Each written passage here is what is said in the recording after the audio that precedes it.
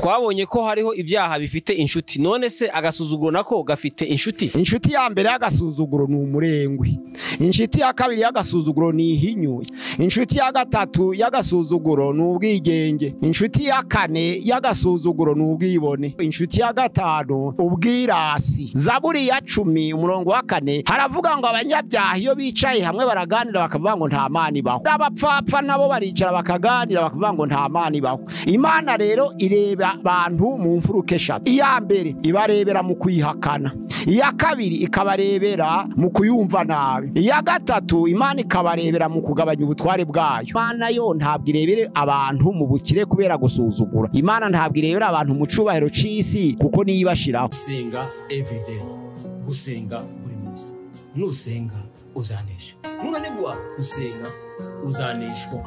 Senga kakwihebura kandi reka kurira, yayindi yaturarataro bijyanyene.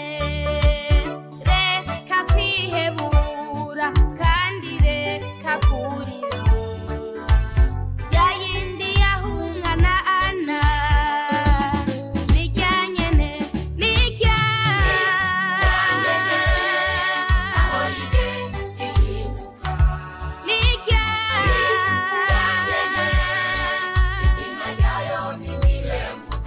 Reka gusuhuze inshuti ya gusenga everyday, nizere ko mumeze neza mu bisanzwe. Muri kumwe nanje Imana yakiza Edouard abari mu Rwanda, shalom shalom mu Burundi, shalom shalom mu Afrika, mwese mumva ikirundi n'ikinyarwanda n'ikinyamurenge n'ikinyabwisha. Shalom, turakunda ni gusenga buri munsi, nusenga uzanesha, ko no gusenga uzaneshwa. Senga abari ku mugabane wa Burayi, shalom abari ku mugabane wa Aziya, shalom abari ku mugabane wa Amerika, mukurikirana ibiganiro byacu. Shalom, turakunda mu inshuti za kadasoko abari ku mugabane wa Oceania, shalom turakunda ni gusenga everyday. Kuko muri kuri kamera ya gusenga everyday turi kumwe na Dr. Reba Pasteur Mazibile Guraho. Dr. Shalom shalom, amakuru yawe? Turakomeye, Imana iracaturinze. Pasteur, watangira usuhuza abantu kandi unasenga Imana? Turabakiriye bene data, inshuti zacu, abadukurikira ku biganiro kuri channel ya gusenga everyday, ni karibu. Imana iduhana umugisha. Imana turagushimiye, turaguhimbaje, ugize neza uyu mwanya mwiza, umwanya w'ingenzi uduhaye wo gusangiza abatwumva ibyo kurya byera uduteguriye. Turagushimiye kuri abana natwe, turagushimiye ko ari ibyo kurya bitera imbaraga ijambo ryawe, kandi abantu ntabwo batungwa n'imitsima gusa, ahubwo batungwa n'ijambo riturutse mu kanwa k'Uwiteka. Twishize mu maboko yawe kugira ngo icubero kiganze uyobora ijambo ryawe, rifashe imitima ya benshi, abizera bakomere kandi abatarahinduka bahindurwe n'ijambo ryawe, kugira ngo bose bitirirwe izina ryawe. Nugaruka mu bwiza bwe mu gihe gito uzabajana iwawe, ni mu izina rya Yesu Kristo, amena amena. Urakoze Pasteur, Imana iguhe umugisha. Pasteur, turagushimiye cyane ko bitabira ubutumire bwa gusenga everyday. Pasteur, wakwibutsa abantu badukurikiye, bakurikiye ibiganiro byacu, ibyaha bigaragara muri Bibiliya yose kuva mu itangiriro kugeza mu byahishuriwe hano? Ni ibyaha 320, ariko ubu ngubu tugiye kuganira ku 32. Uzi ko abantu benshi bazi ari amategeko 10 yonyene? Ibyaha ni byinshi. Urakoze Pasteur.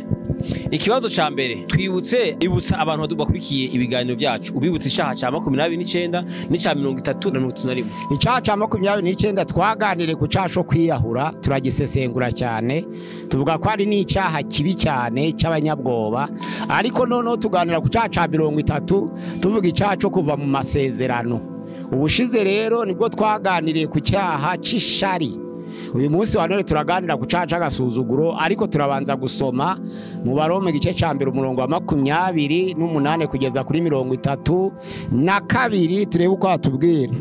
Haravuga ngo, kandi ubwo bamenye Imana, nicyo cyatumye Imana ibarekera ngo bagire imitima yabaye akahebwe, bakora ibidakwiriye, buzuye gukiranirwa kose n'ububi no kurarikira n'igomwa, buzuye n'ishari n'ubwicanyi n'intonganya n'ubugambanyi no gukina ku mubyimba no gusebaniriza mu byongorerano, n'abatukana, n'abanga Imana, n'abanyagasuzuguro, n'abirarira, n'abahimba ibibi, n'abatumvira ababyeyi, n'indakurwa kurizima, n'abava mu masezerano, n'abadakunda babo, n'intababarira.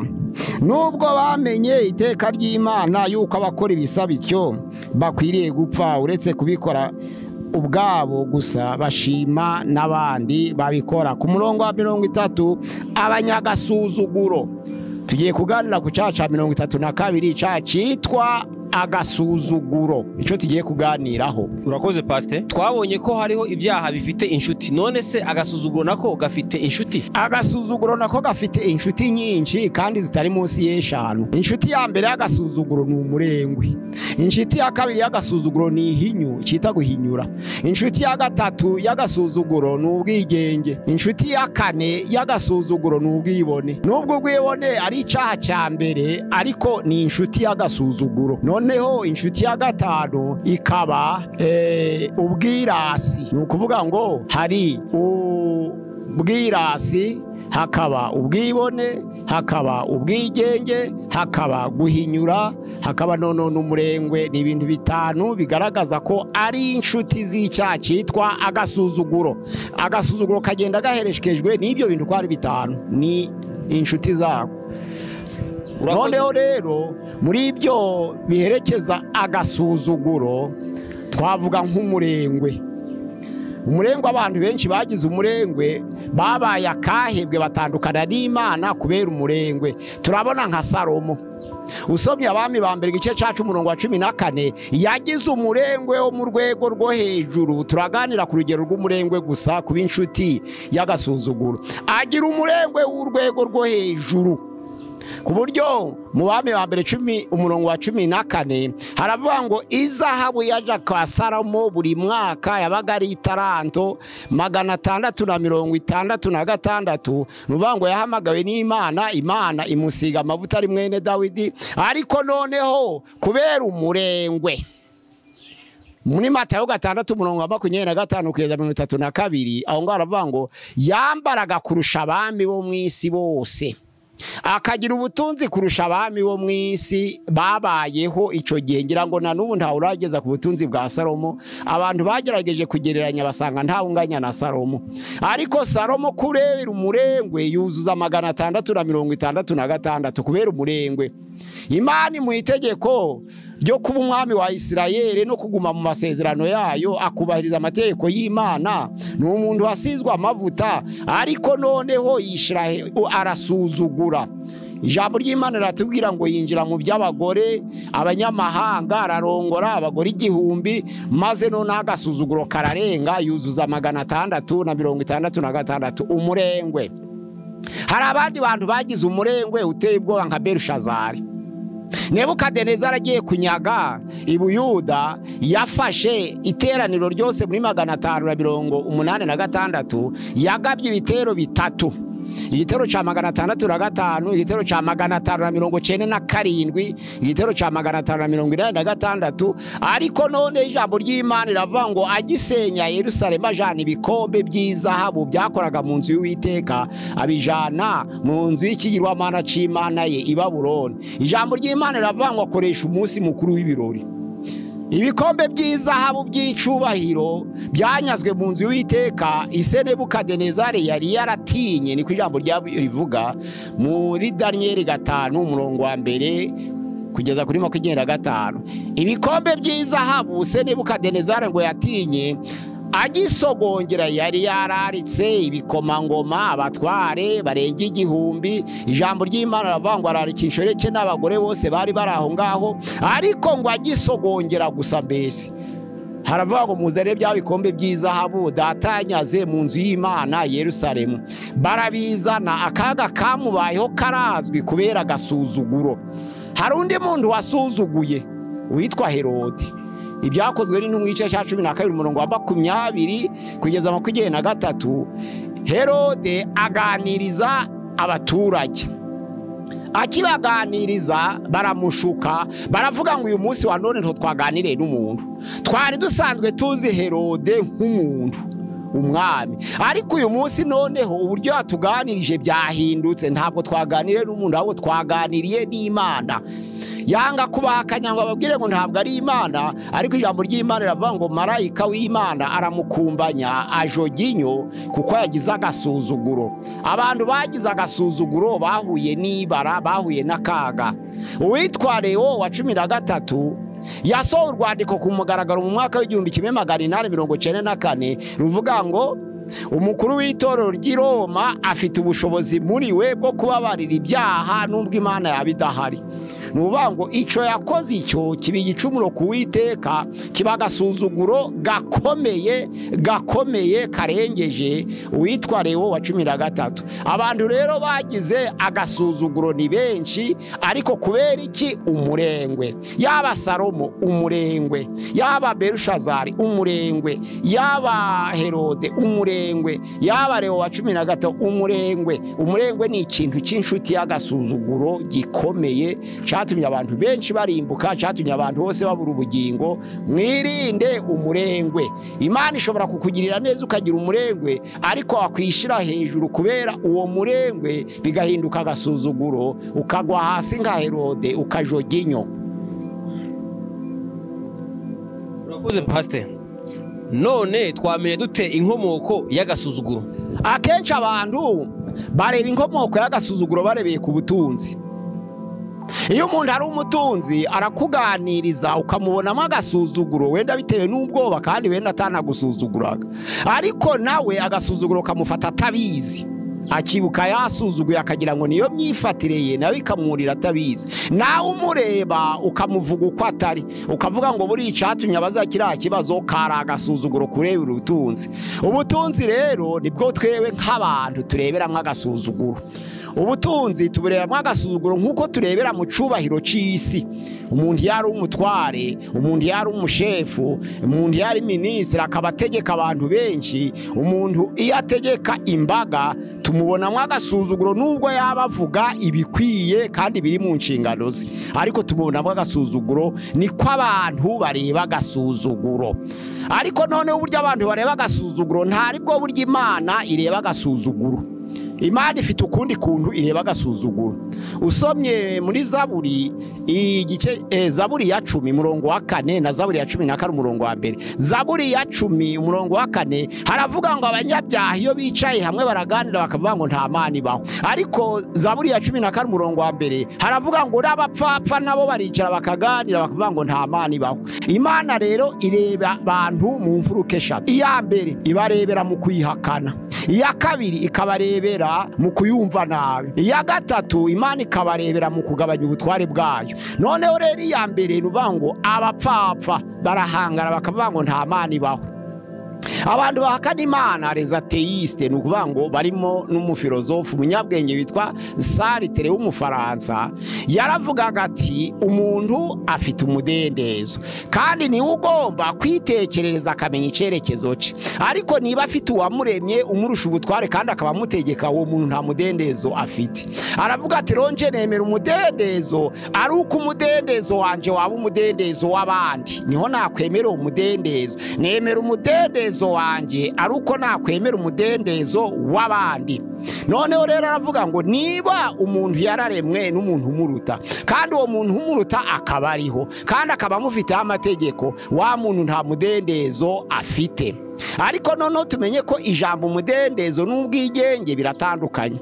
Paulo aravuga mu Bagalatiya igice cya 5 umurongo wa 13 ngo mwahamagariwe umudendezo, ngo ariko ntimugire uwo mudendezo urwitwazo rwo gukora ibirari rwo gukurikiza ibya kamere, ngo ahubwo mukorerane mu rukundo. Mwe kubigira urwitwazo rwo gukurikiza ibya kamere, ahubwo mukorerane mu rukundo. Bisobanura ngo umudendezo Paulo yavuze ni umudendezo muri Kristo Yesu. Ariko Sartre aravuga ngo nta muntu waba afite umuri hejuru kandi umufite itegeko ngo agire umudendezo. Ubwo nukuvuga ngo yarashaka kugira ubwigenge. Noneho hari icitwa ubwigenge libertinage, hakaba n'icitwa umudendezo liberté.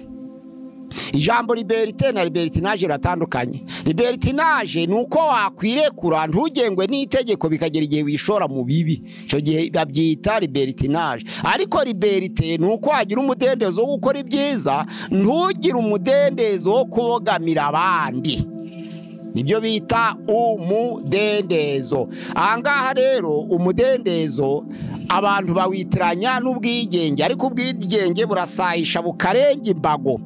Ikindi mfuruka ya kabiri Imana irebamwe abantu n'abantu bayumva nabi.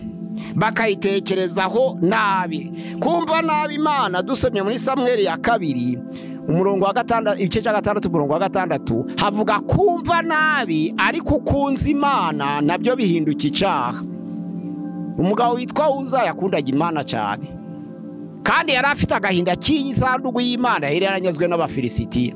Ariko Abisirayeli bararwana mu gihe cyo kwigarura, abantu barayishimira, bayishimiye, bari bayihekesheje inka zikurura igare. Noneho zigeze mu mbuga, ijambo ry'Imana riravuga ngo ziratsikira, kuko yari afite ishaka ry'umurimo w'Imana wo gukunda isanduku y'Uwiteka. Arambura ibiganza, aramira isanduku y'Uwiteka Uza.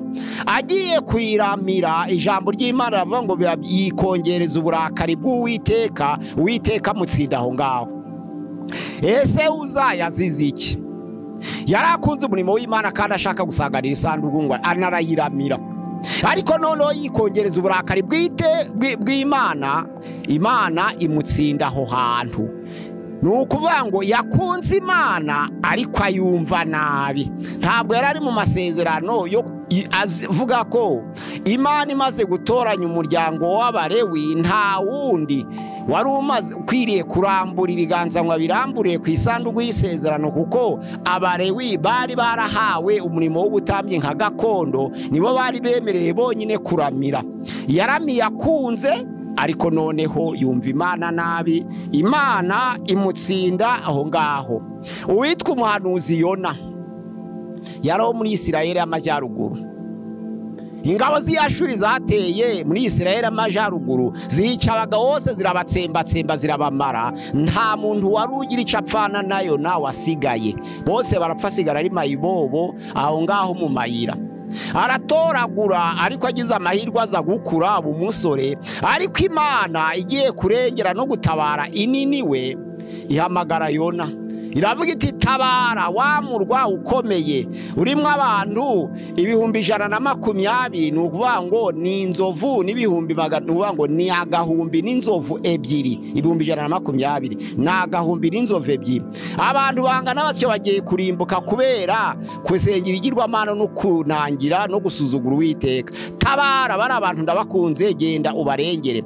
Yona yari afite amakuru ko kuba imfubyi kwe no kuba incike kwe byari biturutse ku ngabo z'Iyashuri zatorejwe ininiwe. Ni ukuvuga ngo kapitale y'Iyashuri yari ininiwe, kapitale y'Isiriya yari Damasiko. Ni ukuvuga ngo Ashuri niyo bita Asiri, naho Isiriya ni Siri.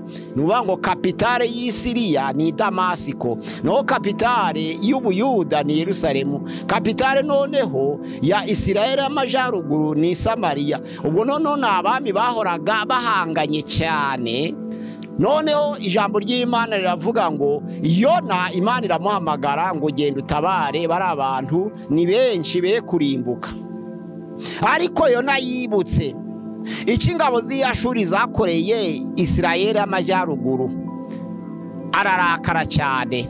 Bishe abagabo bose ba Isirayeli y'Amajyaruguru, barongora abagore babo b'Abisirayeli baba ari abanyamahanga b'Iyashuri. Bagiye kubyara, babyara abantu batari Abisirayeli b'umwimerere, kuko bari inkomoko y'abagabo ba Ashuri n'abagore ba Isirayeli. Babyara Abasamarite, ni ukuvuga ngo ni abavuye ku bwoko butandukanye. Abisirayeli n'ingabo z'Iyashuri havutse bw'Abasamarite. Abayuda rero bari basigaye ari ubwoko bw'Imana bw'umwimerere butavanze, batangira gusuzugura Abisamariya. None Imana ihamagaye Yona ngo natabare, inini bagiye kurimbuka, hasigaye iminsi 40. Atekerereza Imana. Ndi kuvuga ku bantu Imana ireberamo agasuzuguro, kandi wenda badafite umugambi wo gusuzugura. Aravuga ati bari abantu batugiriye nabi, batuma mbura ababyeyi, batuma mbura abo dufitanye amasano, bose barapfa. Nanje ubw'Imana imbwiye ko hasigaye iminsi 40 bakarimbuka, ndajayo. Ntabwo ndahatana n'Imana ngo nkirane nayo, ariko ninjayo nanje ndahimba inzira ndende kugira ngo iminsi 40 izashire nkigenda. Noneho ba bantu batugiriye nabi nabo barimbuke. aho kugira ngo aje mu nzira y'ukuri aje ininiwe, ahubwo ahitamo kuja ahantu hita Rusizi. Ni nk'uko bakubwira ngo tabara tabara tabara Ikampara, tabara Ikampara, ukavuga uti ndanyura Mombasa nimara nzazamukane mu kindi gihugu muri Kenya nombere ntambike ariko nzagera Ikampara iminsi 40 yarangije gushira babantu banyanga nsange barimbutse Imana ye kumbonamo kutumvira kuko nzaba ndi mu rugendo. Anyura itarushisha, ariko Imana kuko yari mufite umugambi kandi kunze ubwoko bw'ininiwe, yohereza umuyaga mu nyanja, inkuge urayitangira, bakorera ubufindo basanga ko ariyo nawanze itegeko ry'Uwiteka bamujugunya mu nyanja. Imana kuko yari mufite umugambi ifira mumira, imaze kumira amara mu nda yayo gatatu, igiye kumuruka imuruka ku nkengero, ariko kuko yababariye mu nda y'ifi Imana ikamurinda gupfa yigiramo ko Imana ikomeye. Ijambo ry'Imana ravuga ngo byatumye yubaha iteka ryose, yigiyemo ko Imana ikomeye. Imana imaze kumuruka ku nkengero, Imana iramubwira ngo nturajayo, kubwo none gutinya umubabaro yemera kujyayo, ariko noneho asaba Imana ikintu kimwe. Nari nshaka ko uko batugiriye nabi nabo bapfa nkatwe, none ubwo uvuze ngo ni ntabare bakire baraduhemukiye, nukuvuga ngo bakunze kuturusha kandi ari twe bwoko bwawe, ahubwo shobora unyice. Yona igice cya 4 umurongo wa 1 kugeza wa 4. Kuko kupfa kwanje bindutira kubaho, aho kugira ngo nzabeho. Abininiwe bariho baraduhemukiye kara kagene, kandi bitewe nawe kubakunda ukaba warabakoreshe bakica bacu, noneho bagera igihe cyo gupfuka barengera, ahubwo nyica bazabeho ntakiriho. Imana yamuha urugero rwo kumwemeza, yagiye yararangurura, arangurura yavuze iminsi isigaye, umwami arategeka ngo bambare ibigunira bitera ivu, noneho barambarare basaba Imana biyiriza ubusa. Ijambo ry'Imana riravuga ngo Imana irabarengera irabatabara. Yona yubahaga Imana, ariko yari yarababaye cyane, yarakomeretse kubera ingabo z'Iyashuri zishe nyina na se na ba nyirarume. Noneho gutabarwa kwabo abari byo bimurya cyane, yifuzaga ko nabo bagira ikibazo nk'icyo nabo bahuye nabo, ariko ntabwo yarazi umugambi w'Imana. Imana iravuga ngo abantu bangana kuriya, abantu agahumbi n'inzovu ebyiri, ntawe nakwihanganira ko barimbukira mu byaha kereka banze kwihana, ahubwo tabara. Yona aravuga ngo noneho niba ushaka ko babaho baraduhemukiye, ahubwo nyica babeho ntakiriho. Ni ugutekerereza Imana. Imana rero icyambere irebera abantu mu bayihakana, icya kabiri ikabarebera mu bantu bayumva nabi, none icya gatatu ikabarebera mu bantu bagabanya ubutware bwayo.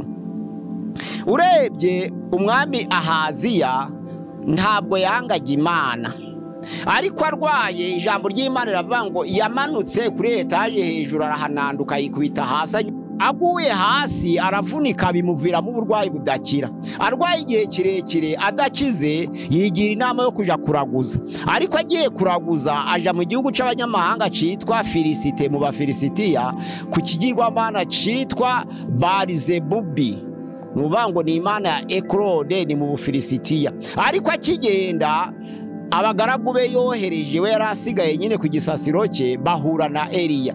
Arababwira tese murarinda mwaje kuraguza mushaka gukirira handi, nta mana iba mu Bisirayeli.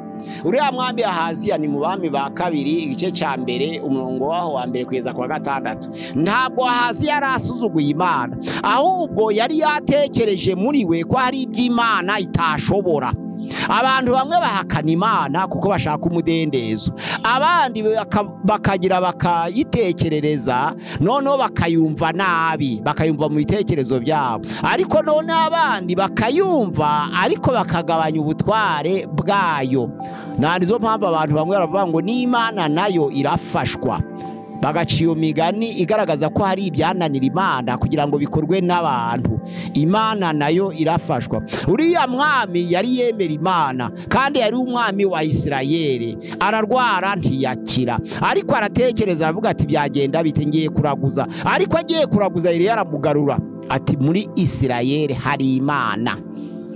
Amugaruye noneho rero nibwo yarakariraga, ahubwo Eliya akoresha inzira zose zo kumwica. Ariko icyo yari yakoze icyo ni uko yari yagabanije ubumana, imbaraga z'Imana. Ni ukuvuga ngo yagabanije ubumana bwayo. Ubwo ni ukuvuga ngo Imana yo ntabwo irebera abantu mu bukire kubera gusuzugura. Imana ntabwo irebera abantu mu cyubahiro cy'isi kuko niyo ibashiraho, ahubwo Imana irebera abantu mu kuyihakana, mu kuyumva nabi no mu kugabanya ubutware bwayo. Ahaziya yari yubasha Imana, ariko yumva ko hari ibyo itashobora byakorwa n'abakonikoni n'abacuri. Berizebubi ni ikigwamana cya Ekroni, ni Barizebubi. Hakaba na Berizebuli ikigwamana cyo muri Fenisi.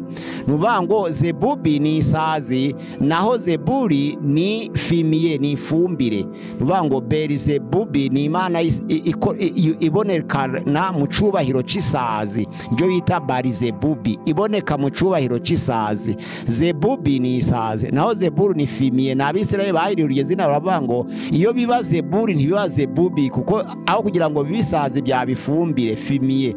Ubwanga noneho rero ntabwo yari asuzuguye Imana, ariko uburyo yagabanije ubutware bwayo Imana yibonyemo agasuzuguro kuko atayizeye. Ahangaha rero nibyo Imana irebera. Twebe turebera agasuzuguro mu bukire no mu cyubahiro cy'isi, Imana ikarebera mu kuyihakana, mu kuyumva nabi no kugabanya ubutware bwayo.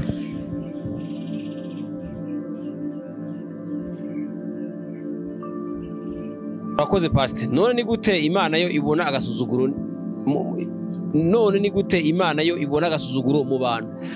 Niko navuze ngo Imana ibona agasuzuguro mu bantu y'abantu bayihakana nka Saretere, ibona agasuzuguro y'abantu bayumva nabi, ibona agasuzuguro y'abantu bagabanya ubutware bwayo. Noneho hari abateiste, abateiste n'abahakana Imana bakumva ko bazagira umudendezo ariko Imana idahari. Ndasaretere yarabye ngo ituma nemera umudendezo nuko nawifuriza abandi, ngo ariko niba umuntu wakuremye hari kandi akaba agufiteho amategeko aragutekerereza. Iyo umuntu akuruta kandi akaba agufiteho itegeko ntabwo witekerereza, ahubwo aragutekerereza. None aravuga ngo umuntu aba ari mu bubata, aravuga ati noneho rero sinemera ko Imana ibaho. Nemeye ko Imana ibaho, nakwemera ko yaturemye. Nemeye ko yaturemye yaba idutekerereza, tukaba tutari mu mudendezo, tukaba turi imbata. Ariko uko nemera umudendezo nta Mana ibaho. Uwo ni Saretere wabivuze. Ariko yaje kubihamisha ibyo yanditse igitabo cya paje 600 gihakana Imana. Aravuga ngo ni ateiste, ibyo bita ateisme de Saretere. Aracyandika, amaze kucyandika yandika muko nta Mana ibaho. Ariko umudokiteri witwa Kitwa wa Kubikara ni umukongomani, yagiye kumubaza, nawe yari dogiteri muri filozofi, yaje kumubaza icyo kibazo. Aravuga ati ese Imana ibaho? Ati nta Mana ibaho. N'ikimenyimenyi kigaragaza ko nta Mana ibaho nuko nanditse igitabo cya paje 600 mvuga ko nta Mana ibaho. Aravuga ati noneho rero urahangara, ukora umurimo uruhije, wandika igitabo cya paje 600 urwana n'ikitabaho. Ahubwo uko kurwana nayo ukandika paje 600 bikakurusha nuko warwanaga n'ikiriho. Urakoze Pastor. Ninde muntu muri Bibiliya werekanye agasuzuguro ku mugaragaro? Hari umuntu werekanye, nubwo ari benshi berekanye agasuzuguro, ariko hari umuntu muri Bibiliya werekanye agasuzuguro kabirahaca, witwa Goliyati.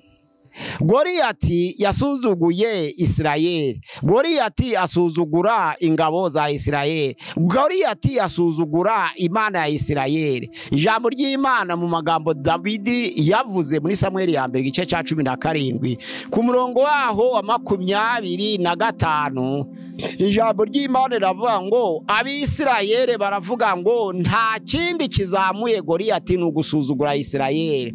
Noneho ku murongo wa 26 Samueli ya mbere 17 aravuga ngo wasuzuguye ingabo z'Imana ya Isirayeli. Ni Dawidi wabivuze.